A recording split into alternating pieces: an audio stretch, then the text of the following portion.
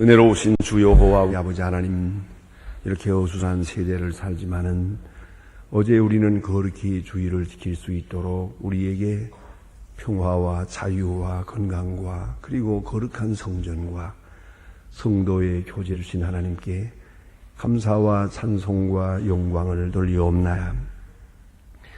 다시 한밤을 쉬고 세상을 향하여 나가고자 할 때 먼저 주님 앞에 나왔습니다.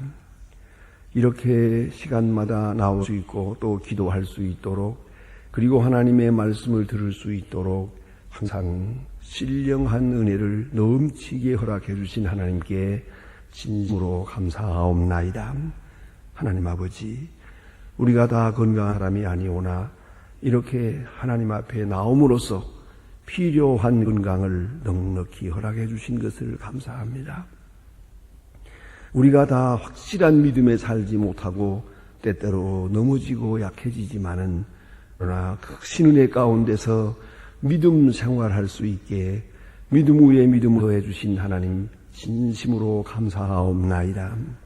세상으로 방황하며 살던 저희들을 주께로 인도하셨고, 그렇게도 세상 유혹에 약한 저희들을 신령한 능력을 더하사 죄와 사망과 그리고 허망함과 모든 사특한 것을 다 이길 수 있게 해주신 하나님께 진심으로 감사하옵나이다.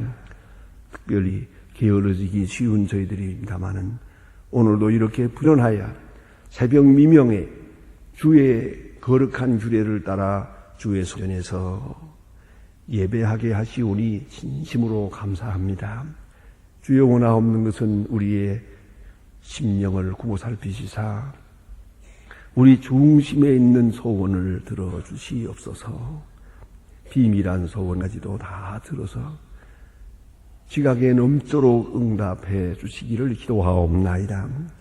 나라를 위해서, 세계를 위하여, 가정을 위하여, 자신을 위하여, 특별히 기업과 자녀들을 위해서 기도하는 것 기억해 주시고, 성도들의 거룩한 기도에 주의 큰 응답이 있어지기를 기도하옵나이다. 하나님 아버지, 오늘도 하나님의 말씀을 바로 전하며 바로 들을 수 있게 하시고, 이 말씀을 통하여 내게 주시는 말씀을 확실하게 듣고 출발하게 하여 주시옵소서. 말씀이 지식으로만 아니라 우리의 마음이 되고 가슴이 되고 그리고 우리의 힘이 되고 생명력이 되게 하여 주시고, 그리고 지혜가 되게 하여 주시옵소서. 하나님 아버지, 저희 교회로 하여금 교회된 귀한 분을 다하게 하시고, 조금이라도 어두운 그림자나 사탄의 역사가 우리 가운데 있지 않도록 도와주시고, 혹이라도 시험에 빠지는 심령이 있어지지 않도록 지켜주시기를 기도하며, 거룩함이 충만하고 말씀과 능력의 그런 생명력으로 충만한 교회가 되기를 기도하옵나이다. 우리 모두가 교회를 섬길 때마다 어느 자리 어느 위치에서 섬기든지 진실한 마음으로, 거룩한 마음으로, 정직한 마음으로 섬길 수 있게 해 주시고, 주님만을 기쁘시게 하는 거룩한 헌신이 되게 하여 주시옵소서. 하나님 아버지, 이 나라를 돌보시사 이 민족 위에 큰 은총을 베푸시옵소서. 주께서 세우는 하나님의 일꾼들 주 앞에 겸손히 하고 믿음으로 살고 정직하게 살면서 우러주시는 지혜를 따라 솔론처럼, 다니엘처럼, 그리고 다윗 왕처럼 역사할 수 있게 도와주시기를 기도합니다. 원컨대 이 나라의 지도자들이 주 앞에 성실히 하게 하시고 온 국민 앞에 신뢰될 수 있고 존경받는 그러한 주님의 사람들로 나타나게 하여 주시옵소서. 이 나라에서 지금 이루어지고 있는 이 월드컵 행사가 평화의 축제가 되고, 그리고 인간은 미처 생각하지 못한 것과 같은 하나님의 큰 뜻이 조용하게 이루어지셔서 이 나라를 방문하는 사람들이 주님의 거룩한 역사를 보고 이 민족 앞에 내리신 하나님의 축복을 보고 돌아가게 하여 주시고, 또한 조용하게 복음화의 큰 역사가 이루어지기를 기도하옵나이다. 아버지 하나님, 오늘도 함께 하시고 큰 능력을 받아 저 북녘 땅에도 은총을 더하시옵소서. 가난과 고통과 억압에서 건져 주시옵소서. 하나님 아버지, 더 이상 굶는 일이 없게 하시고 팔려가는 일이 없게 하시고 그리고 희생되는 일이 없도록 돌보아 주시옵소서. 어서속히 철의 장막을 거두어 주시기를 기도합니다. 복음 안에 통일되게 하시고 모든 전쟁의 위험에서 깨끗이 벗어날 수 있게 크신 은총을 더하시옵소서. 우리에게 맡기신 과학기술의학 아름답게 진행되게 하소서.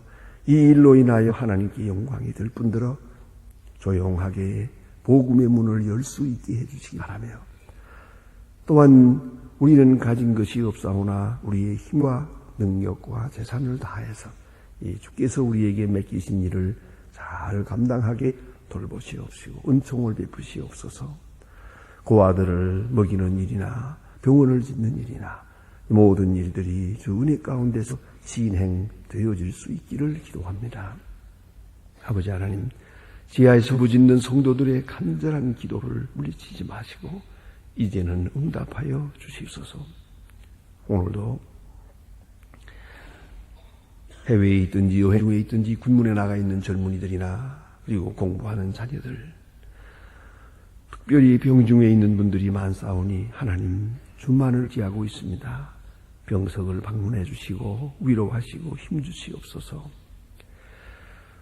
슬픔을 당한 가정에 큰 위로를 베푸시옵소서.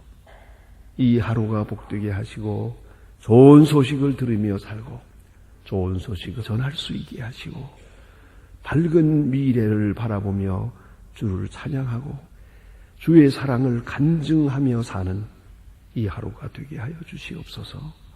예수님의 이름으로 기도합니다. 아멘. 하나님의 말씀 계속해서 오늘 누가복음 1장을 보게 됩니다. 신약 성경 계속해서 이어지겠습니다. 누가복음 1장 1절로 25절까지 오늘 보겠습니다. 좀 본문이 길어지겠습니다. 누가복음 1장 1절로 25절입니다. 지금 찾으신 대로 저와 같이 한 목소리로 읽습니다. 우리 중에 이루어진 사실에 대하여 처음부터 믿음에 격하고 일꾼된 자들에 전하여 준 그대로 내력을 조술하려고 붓을 든 사람이 많은지라 그 모든 일을 자세히 미루어 살펴 나도 데오빌로 각하에게 차례대로 써 보내는 것이 좋은 줄로 알았노니 이는 각하로 배운 바가 확실하게 알게 하려 함이로다. 유대 백성 아비아다의 자녀의 제사장 하나가 있으 이름은 사가랴요 그 아내는 아론의 자손이니 이름은 엘사벳이라. 이 두 사람이 하나님 앞에 의인이니 그 모든 계명과 율례와 흠이 없게 행하더라. 엘리사벳이 수태하지 못함으로 저가 무사하고 두 사람의 나이 많더라.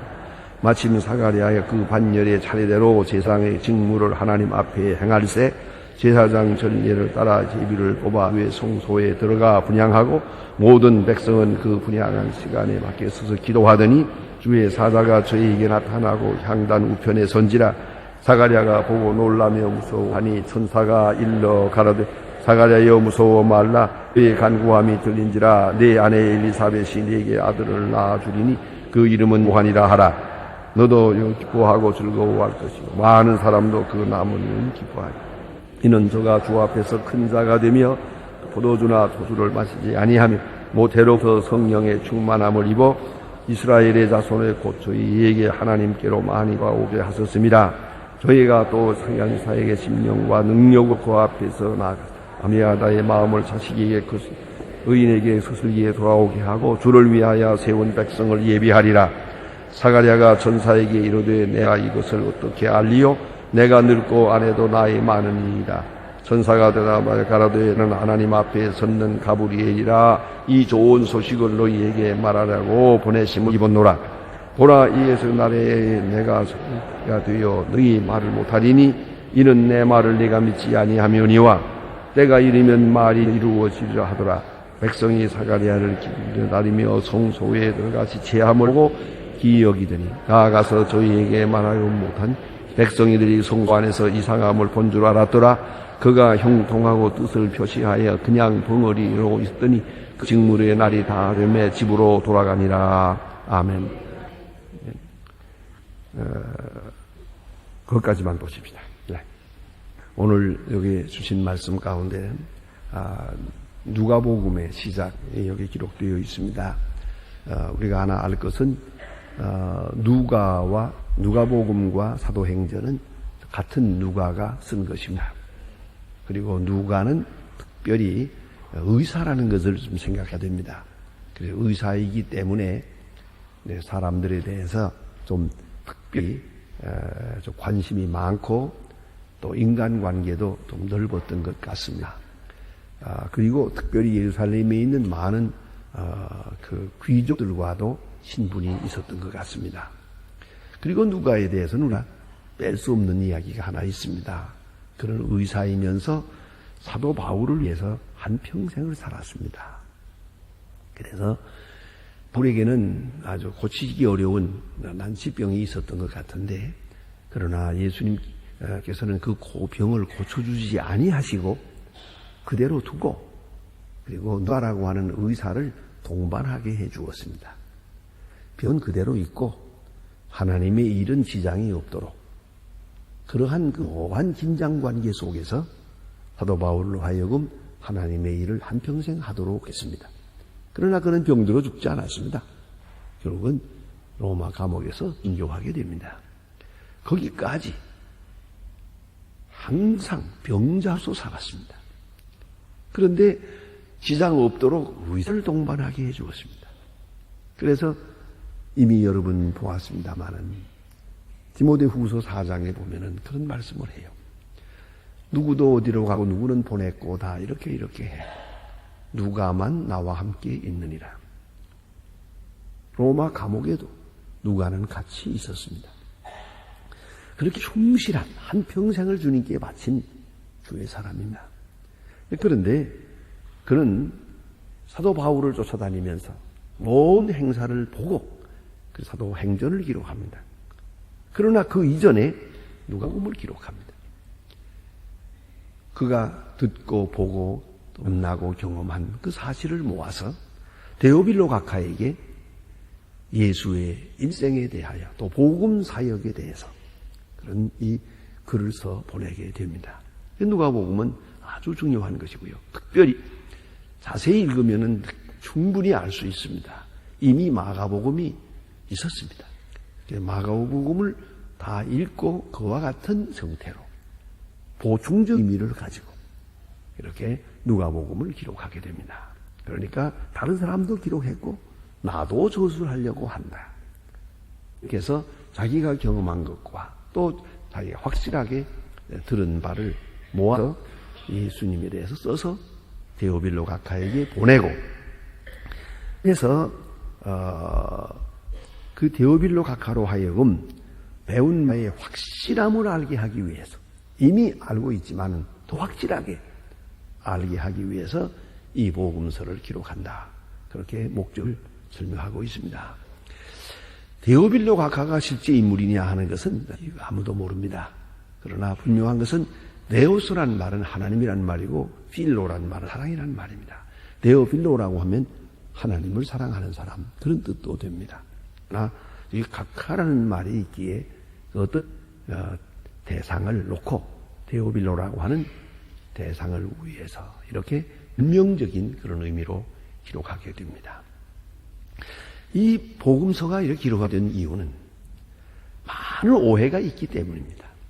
그래서 더 저 고관 있는 데오빌로 각하 같은 사람이 확실한 믿음을 가지게 되면 모든 교회가 평안할 것이고 하나님의 선교가 확실하게 이루어질 것이라는 걸 알기 때문에 이 가장 중요한 인물에게 이렇게 변증적이고 또는 그 복음에 대한 확실함을 설명하기 위해서 이렇게 예수의 생애에 대해서 기록해서 뺐고, 그것이 남아서 오늘과 같이 우리가 읽으면서 예수님 만나게 되고 그때 그 사건을 현장에서 접하게 되는 것입니다. 오늘은 여기 이제 세례 요한이 태어나는 그 얘기인데요. 세례 요한이 예수님보다 6개월 먼저 세상에 왔습니다. 그런데 오늘 본문을 보는 바와 같이 그는 사가랴의 아들로 태어납니다. 그 어머니는 엘리자베스입니다. 제사장이 없시다. 제사장 가정에서 태어나는데 이 집에 무자했다는 것입니다. 마치 아브라함의 가정처럼 아이가 없었습니다. 나이가 많을까지. 그래서 아마 아이 없이 그저 세상을 마치는가 보다 생각을 했는데, 그럼에도 불구하고 오늘 이렇게 귀한 그 아들을 얻는 그런 이야기가 본문에 있습니다. 특별히 저희 두 사람은 하나님 앞에 의인이니 하는 말이 있습니다. 의롭게 살았습니다. 무슨 의인은 없나니 하나도 없다 하는 그런 뜻에서 완전한 의인을 말하고 있는 겁니다. 당시의 모든 사람 중에 확실하게 율례를 따라 사는 그러한 비교적으로 상대적 의미에서 의인이다 하는 그런 말씀이 옵니다. 이 말은 여기에 사가랴에서도 말하고 또 마태복음에서도 봤지만은 그런 요셉에 대해서도 저는 의인이다라고 말하는 그런 의미에서의 의인에 대한 칭호가 가끔 나타나는 것을 볼 수 있습니다. 두 사람은 하나님 앞에서 규례를 따라 성실하게 진실하게 산 의인이었다. 그런데 무자했습니다. 여기서 또 오늘 생각해야 됩니다. 의롭게 살았지만은 그들은 큰 걱정이 있었습니다. 그건 자식이 없기 때문입니다. 그러나 아주 없는 게 아닙니다. 늦게 하나님께서 예해 주셨습니다. 여기서 우리가 이 생명의 그 근원을 우리가 깊이 생각하게 됩니다. 굳이 세례 요한뿐이겠습니까? 오늘 본문에 보는 대로 이렇게 세상에 보낼 때 처음에 태어날 때부터 그런 목적이 있었어요. 예수를 위해서 나가서 주의 길을 예비하는 사명을 가지고 태어납니다. 또 바울은 갈라디아 1장에서 말합니다. 나는 어머니의 태로부터 택정함을 입어 이민의 사도가 되었다고 간증합니다. 여러분, 우리가 다 미처 모를 따름입니다. 크고 작은 일에 이 세상에 보내짐 받은 목적이 있다는 겁니다. 사명이 있습니다. 미처 깨닫지 못한 살 뿐입니다. 나 같은 것은 필요가 없다. 왜 나 같은 건 세상에 내설까? 생각합니다만 아니옵시다. 세상에 태어날 때부터 누구에게든지 세례 요한만 아니고 모두가, 너 바울도 그렇고 베드로도 그렇고 다 우리가 모르는 가운데 하나님의 경륜이 있고 우리를 향하신 목적이 있다는 걸 잊지 말아야 합니다. 그 사명을 언제 깨닫느냐가 중요합니다. 그 사람은 생일이 둘이 있다고 그래요. 하나는 내가 세상에서 태어나는 날, 육체가 태어나는 날이 그 생일이고요. 또 하나는 하나님께서 나는 왜 세상에 보냈을까? 내가 세상에 존재해야 하는 그 이유를 깨닫는 날, 그날이 두 번째 생일이에요. 두 번째 생일을 맞지 못하고 사는 사람들이 많아요. 그건 참으로 유감되기옵시다. 오늘 본문에 보는 바와 같이 세례 요한은 세상에 태어나기 전부터 목적이 있거든요. 그리고 어느 시점에 꼭 필요해서 보낸 것이에요. 그 점을 생각해야 되겠고요. 자, 이제 사가랴가 반열에 따라서 제사를 드리러 나갔다. 그런데 그 제사장이 많으니까요. 또 그게 힘든 일이기 때문에 24 반열로 나누어서 이렇게 봉사하게 되다. 한 달씩 봉사하고요. 또 제사장 중에도 여기 이제 수십 명도 되고 어떤 때는 많을 때는 100명도 됩니다. 많습니다. 근데 그 중에 누가 제물을 가지고 제단에 나갈 것이냐, 저 지성소에 들어갈 것이냐 하는 것입니다. 그건 제비 뽑아요. 이 제비를 뽑아서 하는 것입니다. 근데 지금 사가랴가 제비 뽑혔어요. 그래가지고 들어가게 됐다. 그 반열에 그 당번이 되지 않을 때는 집에 돌아가서 농사를 지면서 농촌에서 삽니다. 방촌에 살다가 그 당번이 될 그때에 나와서 봉사하게 됐습니다. 교대로. 그런데 사가랴가 들어가서 천사를 만나게 됩니다. 가브리엘 천사의 말을 듣습니다. 네가 아들을 낳으리라. 그는 믿질 않습니다. 내가 나이 많은데요. 어째 그런 일이 있겠습니까? 참 놀라운 것은 그는 믿지 않아서나 이 일은 그대로 이루어진다. 이 점이 중요한 겁니다. 우리가 믿지 않는다고 해서 하나님의 일이 중단되는 게 아니에요. 하나님의 일은 거기에서 이루어지는 거예요. 믿지 않을 때 하나님의 일이 멈춰지는 게 아니고요. 오히려 있도록 하십니다. 오늘 본문에 보는 바와 같이 사가랴는 안 믿어요. 너무 나이가 많은데 내가 아들이 무슨 이 나이의 아들이 아니, 아들은 낳을 것이다. 그러나 내가 믿지 않으니 아이 낳을 때까지는 벙어리가 되어야겠다. 그게 증조를 보여줍니다. 구약 성경에 보면은 사라 이 믿음이 없었어요. 하나님께서 아브라함에게 말씀하시기를 내년 이때에 아들을 낳으리라 그럽니다. 그런데 이 아들을 낳으리라 하는 지가 25년 됐거든요. 근데 벌써 단산했고요. 그러니까 이 말을 저 장막 뒤에서 들으면서 웃었어요. 참 웃기는만 저 천사는 언제부터 와가지고서 만났죠? 25년 동안이나 이렇게 우리를 기다리게 많아. 근데 이젠 다 나이 많아서 단산했고 끝났는데 뭘 또 와가지고 전소리 하노? 웃었어요.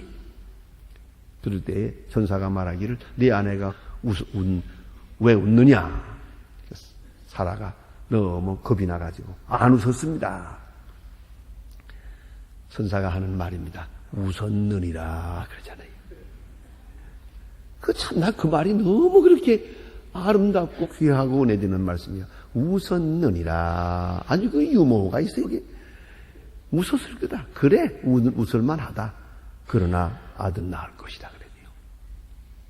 그때의 말이 우리 인간적으로 생각하면 왜 웃었냐? 또 왜 거짓말까지 하냐? 약속 취소다. 그러면 어떻게 됩니까? 하나님이 이렇게 옹졸하지 않다 그 말이에요. 우리 인간적으로 하지 않았어요. 웃었느니라 아들은 낳을 것이야. 이제 문제는 사라가 그것을 믿었다는 것입니다. 그때 믿었어요. 그리고 다시 그는 옛날로 돌아갑니다.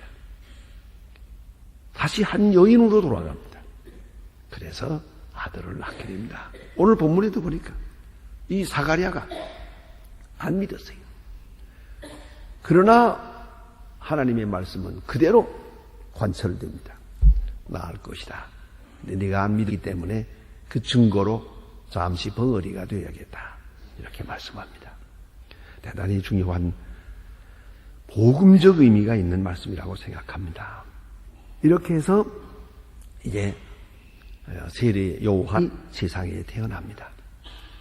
놀라운 일이 아닙니까? 왜 이런 방법을 취했을까 하는 것입니다. 왜 두 사람이 젊었을 때 태어나도록 하지 않고 이렇게 나이 많아서 인간으로는 불가능하다고 하는 그 시점에서 아들을 주었을까? 이 과정을 통해 세례 요한을 보냈을까 하는 겁니다. 왜 아브라함에게 아들을 줄 때 그 한 30살에 주지 않고 100세에 주었을까? 그걸 생각해야 됩니다.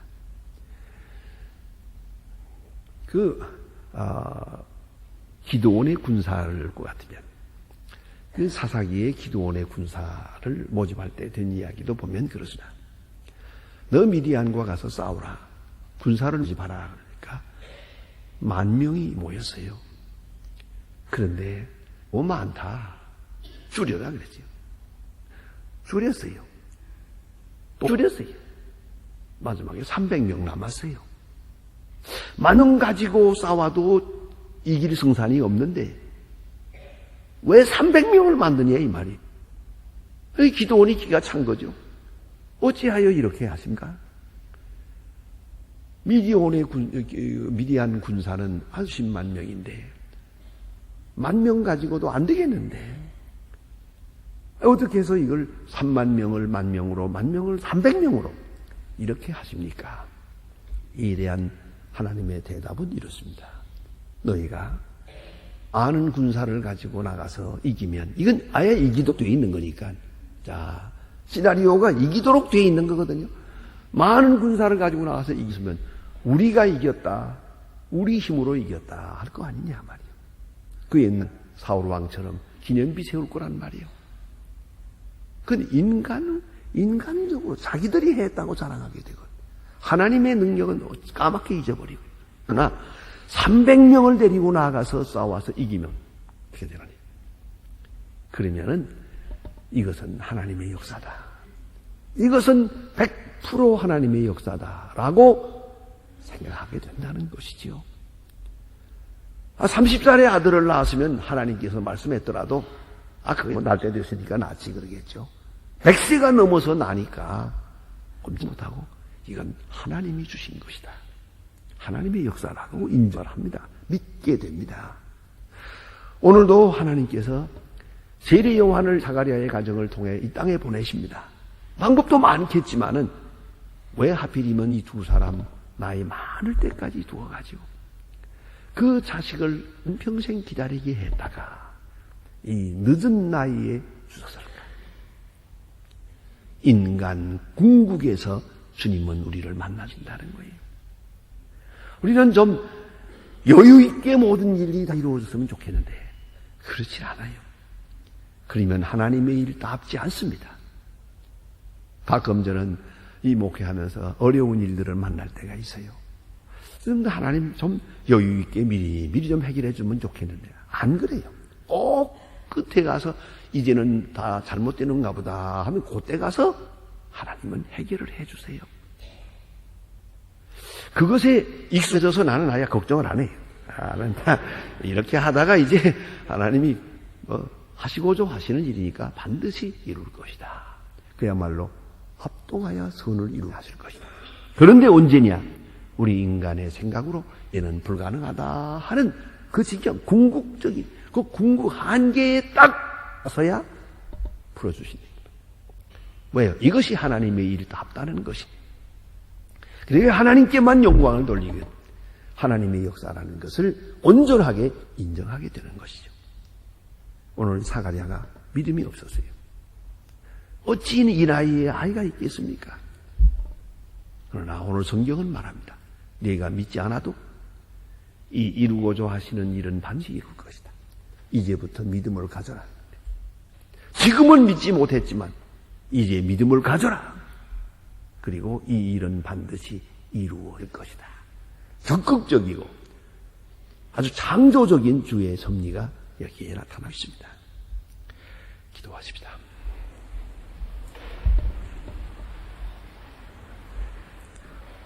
하늘에 계신 우리 아버지시여, 이름이 거룩히 여김을 받으시오며 나라의 마옵소서 뜻이 하늘에서 이루같이 땅에서도 이루어지이다. 오늘날 우리에게 일용할 양식을 주옵시고 우리가 우리의 죄진 자를 사하여 준 것 같이 우리 죄를 사하여 주옵소서.